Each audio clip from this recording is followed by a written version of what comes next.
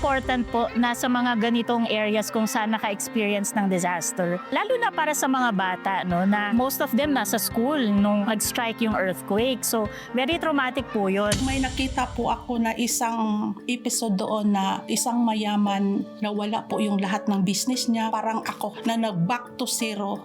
Kasi sa totoo lang, dati po, wala talaga akong Diyos. Yung episode na yun, may pag-asa pa pala ako sa buhay. Kailangan talaga ang Diyos mo sa buhay. Kay Lord, may power ka! A special live telethon ng The 700 Club Asia. Susunod na.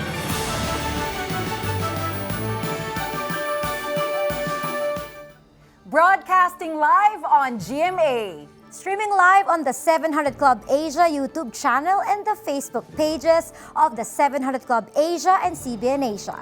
Welcome sa Day 5 ng Special Live Telethon ng The 700 Club Asia kay Lord, may power ka! To our friends and family watching from all over the world, please share our live stream link and invite everyone to join us today. Yes, at mag-comment na po kayo sa aming mga social media platforms at gamitin ang hashtag kay Lord May Power Ka.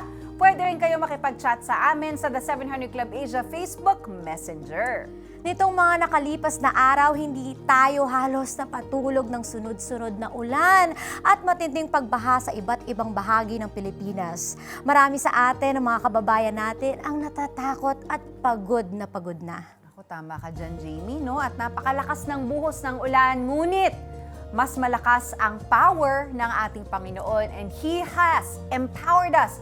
Walang bagyo o kalamidad ang pwedeng makatalo sa kapangyarihan ni Lord na patuloy na nagbibigay ng pag-asa sa ating mga puso. At nakita rin natin ang power ng sama-sama nating pagtugon sa pangangailangan ng ating mga kababayan. Kaya't ipagpatuloy natin ang pagbabayanihan. And so far, nakalikom na tayo ng 1,275,105 pesos! Maraming salamat, pero let's double that amount para naman mas marami pa tayong matulungan.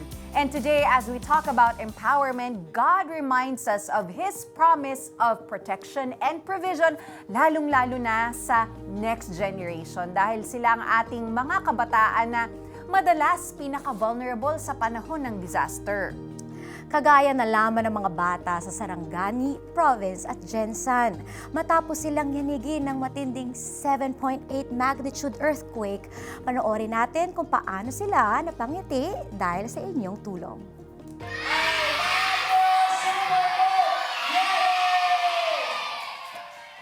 After major natural disasters like this community survived a 7.8 magnitude earthquake, it's not just the materials and their livelihood that is lost. Many times, that connection with God is interrupted.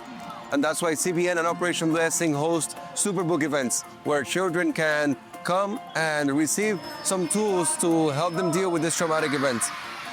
Very important po na sa mga ganitong areas kung saan naka-experience ng disaster, na lalo na para sa mga bata, no, na most of them nasa school nung nag-strike yung earthquake. So, very traumatic po yun. And so, we thought it would be better po na magpalabas po tayo ng Superbook dito sa area na ito so that magkaroon po sila ng inspiration and ng hope na kahit medyo hindi po maganda yung kanilang experience, very traumatic, mapapaalalahanan po natin sila na God is always with them. Ano man po yung kanilang pinagdadaanan, whether masaya or traumatic katulad po nung nangyaring earthquake.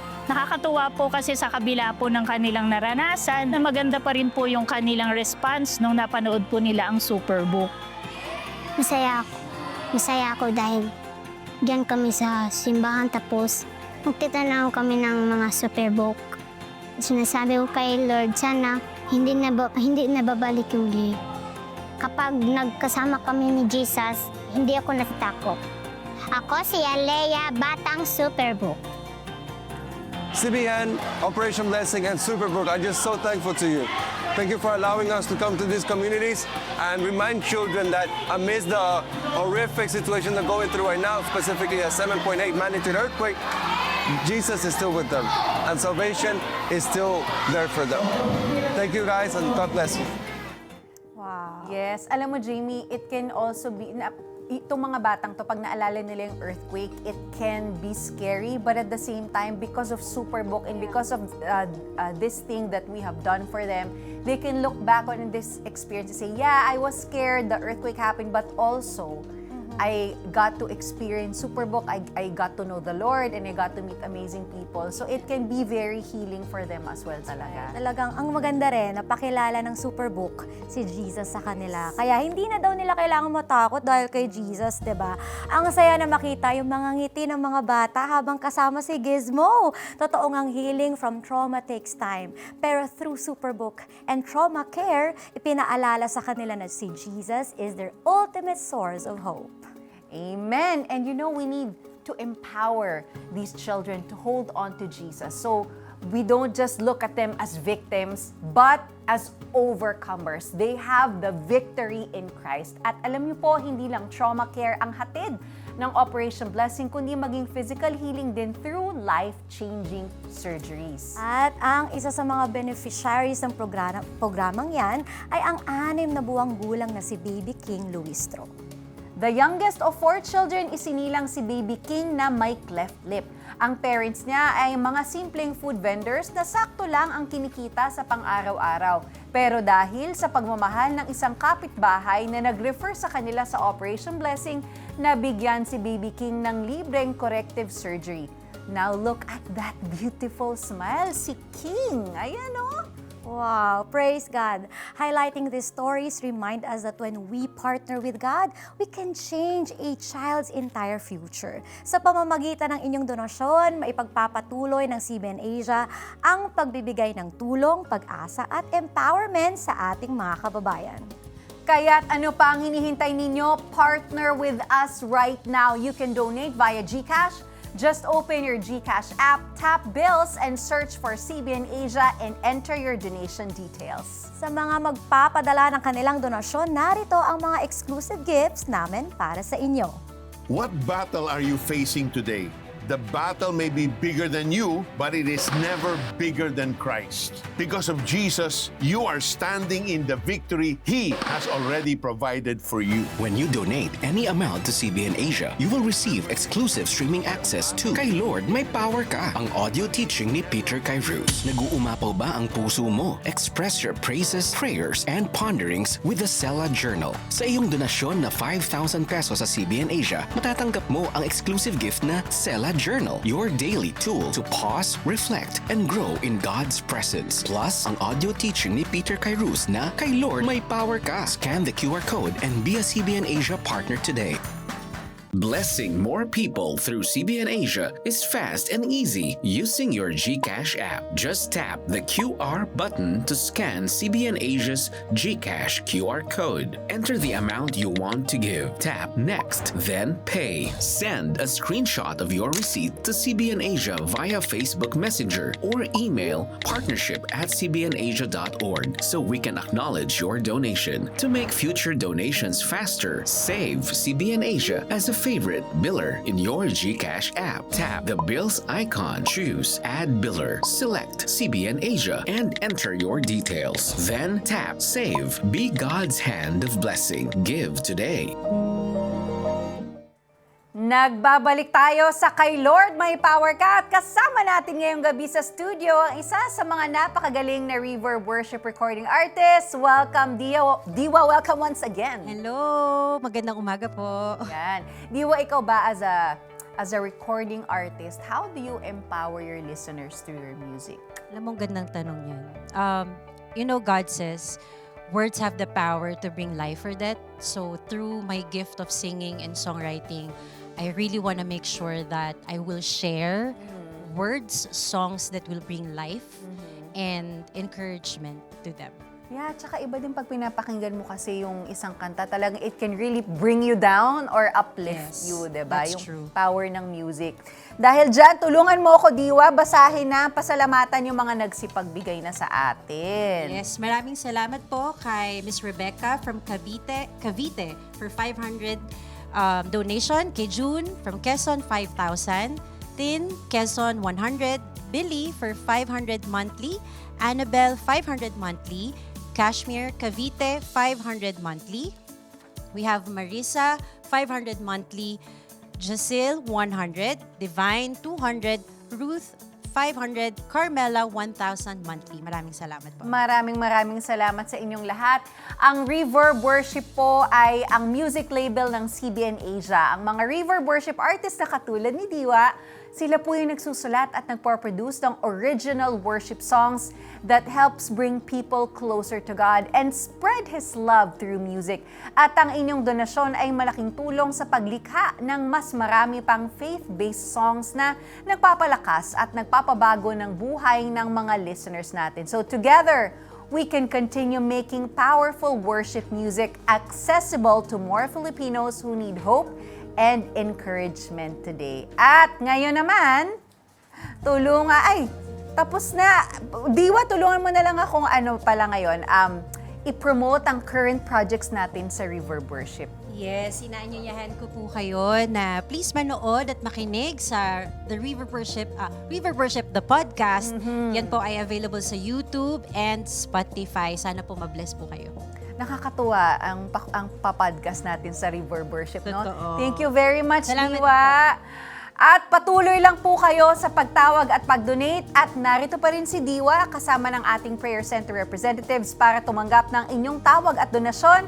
Samantala, alamin natin ang kwento ng isang simpleng freelance cook na ginamit ng Diyos upang maging ilaw at pag-asa sa mga bata sa Marinduque. Nakapagtayo si Annabel ng ilang negosyong bigasan sa Mindanao. Matagumpay ito, ngunit nagbago ang lahat nang iwan sila ng kanyang asawa. Dahil sa pighati at kawalan ng pag-asa, napabayaan niya ang kanyang mga negosyo hanggang sa isa-isa itong nalugi at nagsara. Pero sa gitna ng kanyang pinakamadilim na yugto, isang kwento mula sa The 700 Club Asia ang tumimo sa kanyang puso. May nakita po ako na isang episode doon na isang mayaman na wala po yung lahat ng business niya, parang ako, na nag-back to zero. Kasi sa totoo lang, dati po, wala talaga akong Diyos. Doon ko na-realize, kailangan talaga ang Diyos mo sa buhay. Sobra pong malaking encouragement po sa taong nanghihina. Nang nakita ko lang yung episode na yun, may pag-asa pa pala ako sa buhay. Di nagtagal, isang misyonero ang nagbahagi kay Annabel tungkol sa Diyos. Nang ako'y nakakilala sa Panginoon, sinabi ko sa Lord, Lord, ayaw ko na balikan yung buhay ko dati. Ito man, Lord, ay ibibigay mo sa akin yung kapayapaan. Gusto ko paglilingkuran kita hanggang ako ay nabubuhay pa. Kalaunan, buong puso siyang nagmisyon sa iba't ibang panig ng Pilipinas simula noong 2012 hanggang sa dinala siya ng Diyos sa Marinduque. Pabalik-balik siyang naglilingkod doon, nananatili ng halos 1 buwan sa bawat pagbisita. Gamit ang children's books, kabilang ang super book materials, sinimulan niyang ituro ang salita ng Diyos sa mga bata. Doon po nag-start po yung aming Bible study araw-araw. Napakauhaw nila sa salita ng Diyos. Unang tinuturo ko doon yung mahalin mo ang nanay at tatay. Nagtuturo po ako ng importanteng verses talaga na hindi nila malilimutan. Isa sa mga pangunahing bahagi ng kanyang kids ministry ang pagpapakain sa mga batang kanyang inaabot. Kaya ginagamit niya ang kanyang kakayahan sa pagluluto upang kumita ng extra at masuportahan ang pangangailangan ng ministeryo. Sapat na po yung makaipon na po ako ng mga 20,000. Babaunin ko na po yun sa mission po. Kasi hindi ko po pwedeng sabihin sa mission na ang Diyos ay mabuti tapos hindi ko pinaparamdam sa kanila. Pero dumating ang araw na naubos na ang pondong kanyang inilaan para sa gawaing ito. Wala na talagang budget po kasi everyday yung Bible study namin. Sabi ko kay Lord, Lord, last na po itong 100 pesos. Ibili ko na lang ito ng biscuits. Pinakain ko ang mga bata habang kumakain sila. Sabi ko, Lord, salamat, nakaraos kami for today. Ano na naman nga para bukas. Sa gitna ng kanyang pangangailangan, humingi si Annabel ng panalangin sa CBN Asia Prayer Center. Yung naging Christian po ako. Ang naging partner ko kasi itong The 700 Club is siya. Siya po yung paragi kong tatakbuhan every time na pumunta po ako sa mission. Pinag-pray po ng prayer center po about sa feeding ng mga bata. Narinig po ng Panginoon po ang prayer po. Makalipas ang ilang araw, nakatanggap siya ng 6,000 pesos na naging sagot ng Diyos sa kanilang pangangailangan. May nagtawag sa akin na di ko kilala. Sinabi niya, for feeding sa mga bata. Nandoon na po yung mga sopas, iba-iba na mga may spaghetti na po kasi mayroon na po silang budget. Sobrang tuwa ko na hindi naputol yung feeding para sa mga bata. Pinapasalamatan ko talaga ang prayer center. Kung wala pong backup prayer po, hindi po magtatagumpay po ang mission. Pag ikaw po ay laging dumudulog sa Panginoon, walang bagay na hindi ibibigay ng Panginoon sa iyo. At that time, sabi ko, Lord, kay buti mo Panginoon, kahit kailan, di mo talaga ako iniwan. Patuloy na dumarami ang mga buhay na naaabot ng kanyang paglilingkod. Naging daan iyon upang mas marami pang makaranas ng pag-ibig ng Diyos. Ang power ni Lord supernatural talaga. Pag sinunod mo pala si Lord, magbubukas yung door. Nag-start lang po yan sa mga bata.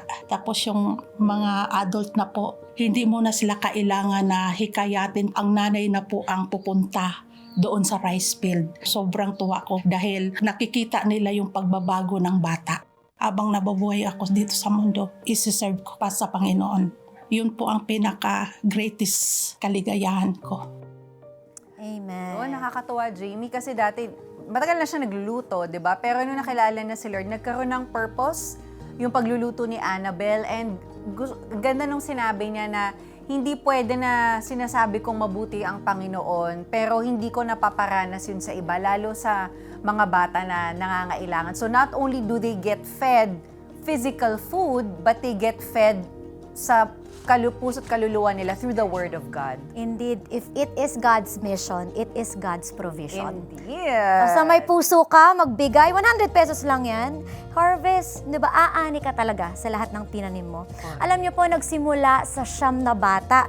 Ngayon ay mahigit 50 na. Nung naubusan si Annabelle ng resources, tumawag siya sa CBN Asia Prayer Center para maipag-pray. And miraculous provision ang sagot talaga ni Lord. Sarap palalo ng pagkain ng mga bata, no? And you know what? That is the power of obedience. So, sa aming mga nakakabatang nanunood ngayong gabi, Gen Zs and Gen Alpha. Wow, gising pa ba ang mga Gen Alpha? No? We actually have a special challenge for you ngayong gabi. Kasi imagine this, kung mahilig ka sa milk tea, mahilig ka sa matcha, o diba, magkano ba yung cost ng milk tea mo? That can be from 90 pesos, 150, or kung as much as 300 pesos, can you imagine, magiging bahagi ka na ng pagtuturo ng good values through Superbook. So if you can set aside that milk tea money and you can give it to CBN Asia so that you can be part of what God is doing through Superbook, na-empower natin ang mga bata to know Jesus, that they can be kind, they'll be more confident, honest, and authentic followers of Jesus Christ. So, empowering naman yan, Sonj. Totoo yan. At napakagandang challenge talaga niyan, no? Kaya huwag nating tipirin ang ating tulong para sa susunod na henerasyon. They are the future builders of this generation. Mala mo, yung susunod na pagbibigyan mo is the next president, senator, diba? And pastor of this generation. And alam nyo, empowering them means building a better Philippines tomorrow. Kaya't ano pang hinihintay nyo, kapatid? I-type na ang donation sa comment section ng ating live streaming sa Facebook or YouTube. At sa mga magpapadala ng kanilang donasyon, may regalo kami sa inyo. What battle are you facing today? Your first response may be, Lord, I can't. Then God gently answers, I know, but you can do it through my strength. When you donate any amount to CBN Asia, you will receive exclusive streaming access to Kay Lord May Power Ka, ang audio teaching ni Peter Kairos. The battle may be bigger than you, but it is never bigger than Christ. Scan the QR code and be a CBN Asia partner today. Pards, pwede na daw mag-donate sa CBN Asia through 7-Eleven. Wow! Actually, gusto ko yung mga ganyan. Kasi marami silang natutulungan. So, game. Purakos! Purakos? Game. Purakos! Tara sa Click Kiosk. Select Bills Payment, choose CBN Asia, ilalagay ang name, contact number, and amount. Then, ibibigay mo lang yung receipt mo sa counter together with your donation. Wow! My turn. Cheers! Purakos! Purakos! Taong 2009 nang maging OFW sa Saipan ang asawa ni Melanie. Matapos ang 3 taon na sila'y nasa long-distance relationship, nabisto ni Melanie ang ginawang pagtataksil ng kanyang mister. Bali, binuksan ko yung Facebook niya. Tapos doon ko nakita. May messagean silang dalawa. Ano sila?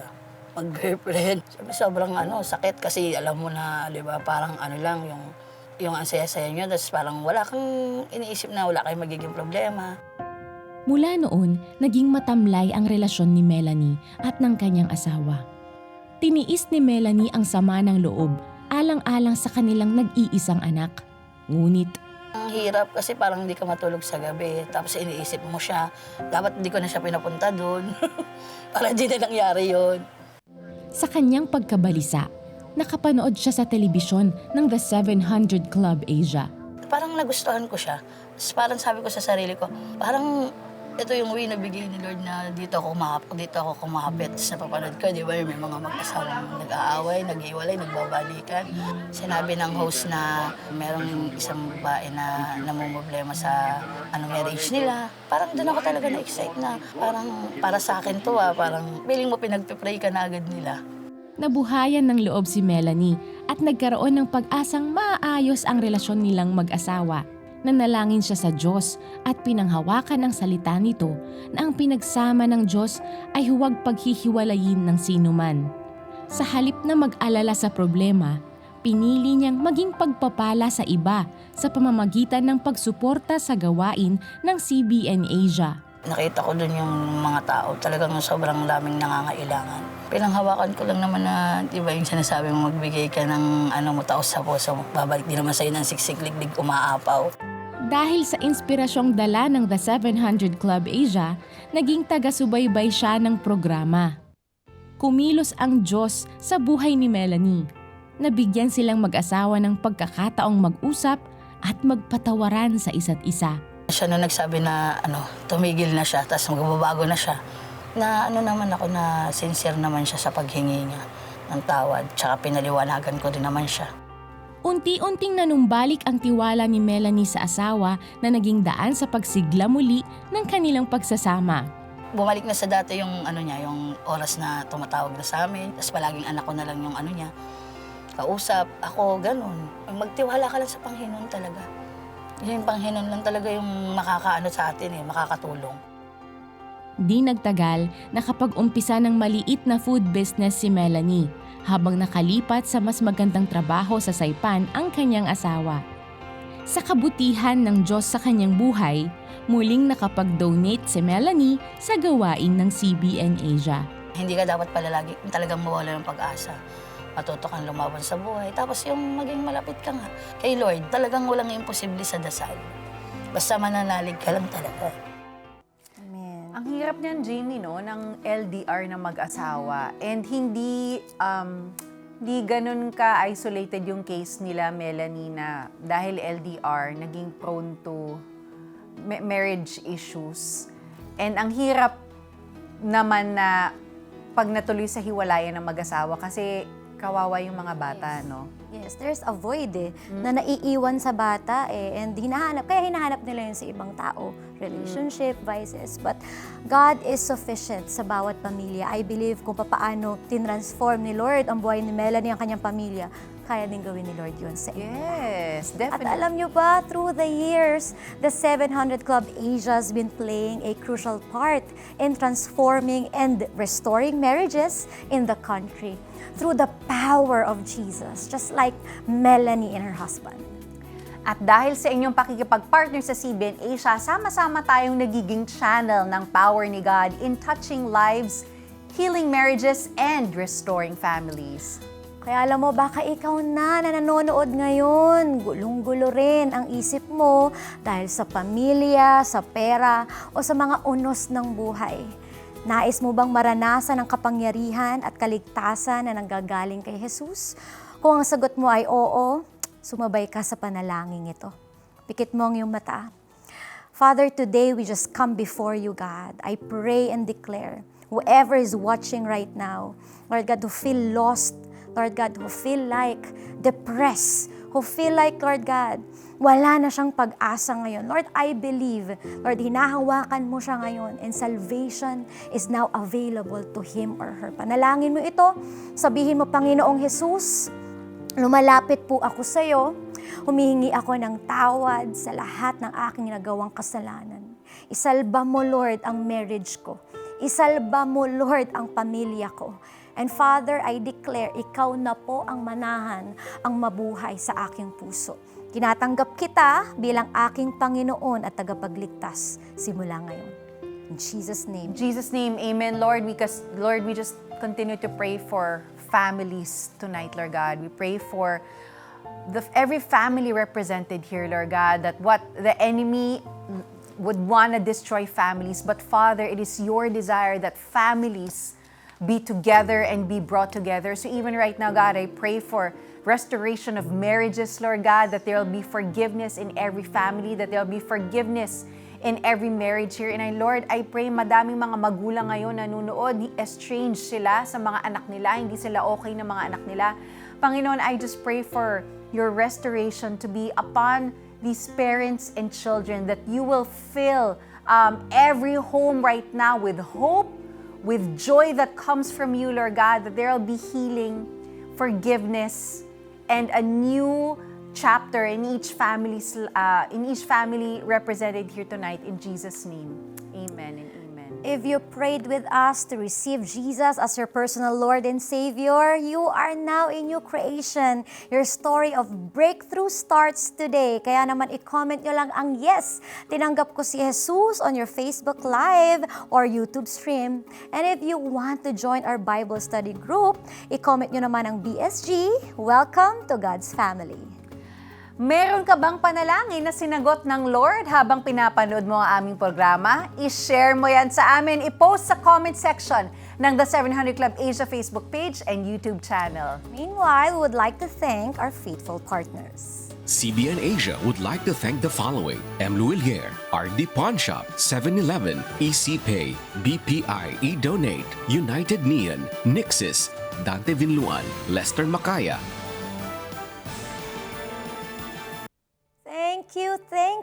Thank you to our faithful partners. Tuloy-tuloy po ang pagtanggap namin ng inyong tawag at donasyon. Yes, basahin naman natin ang pledges at suporta mula sa ating mga kababayan ngayong gabi. Maraming salamat kay Zion Teen, 500 monthly, si Benedict, 1,000 monthly, Ariane 500, si Mea ng Valenzuela 500 monthly, at si Karen ng Mandaluyong 1,500. At may nanonood from UAE, hello sa inyo. Hello. At nag-send ng Facebook star si Gags, 50 stars, si Mirasol, 20 stars. And your giving so far has now reached 1,337,335 pesos. Maraming salamat. Patuloy lang po kayo sa pagbibigay para sa mas marami pang matulungan na kababayan. Pwede kayong tumawag at makipag-chat sa amin sa Facebook Messenger ng The 700 Club Asia. Ang ating prayer center ay bukas 24/7 para tumanggap ng inyong mga mensahe at donasyon. As we close day 5 of our live telethon, alalahanin natin ang sinasabi sa 2 Corinthians chapter 12 verse 9. Ngunit sinabi niya sa akin, ang aking biyaya ay sapat para sa iyo dahil ang aking kapangyarihan ay nagiging ganap sa kahinaan. At sa wikang Ingles naman, my grace is sufficient for you, for my power is made perfect in weakness. Kaya sa gitna ng baha, sa gitna ng pagsubok sa pamilya o kabuhayan, huwag tayong matakot. Dahil kapag mahina tayo, doon mananaig ang power ni Lord. Salamat sa inyong pakikiisa sa pagpapala ng ating mga kababayang nangangailangan ngayong araw. Magkita-kita tayo muli next week sa pagpapatuloy ng Kay Lord, May Power Ka! May God bless you and keep you, and may He make His face shine upon you and give you everlasting peace. God bless bless you. Kung may power ka, anong bibigyang solusyon mo? Yung utang namin. Sakit. Away po sa pamilya. Kahirapan. Saan mo makukuha yung power niya? Tunghayan ang mga kwento ng lakas at kapangyarihan sa Kay Lord, May Power Ka! Live na mapapanood simula August 17 to 21, 12 midnight on GMA at live streaming sa The 700 Club Asia Facebook page at YouTube channel.